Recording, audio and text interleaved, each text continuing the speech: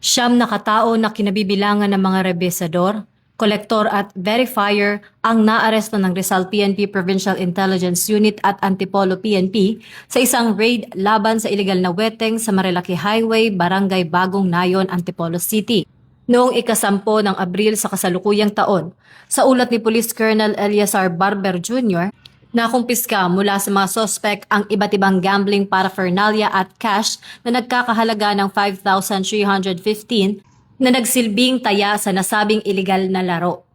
Ipinamalas ng Rizal PNP ang kanilang hindi matatawarang determinasyon na linisin ang lalawigan laban sa lahat ng anyo ng iligal na sugal sa ilalim ng direktiba ng kanilang panlalawigang direktor. Ang tagumpay na ito ay patunay ng masigasig at epektibong operasyon ng mga kapulisan, lalo na't ngayon lamang muling nakapagtala ng ganitong kalaking huli sa operasyon ng weteng, matapos ang halos isang dekada na nagpapakita ng kanilang mas hinihigpitan na kampanya para sa kaayusan ng komunidad.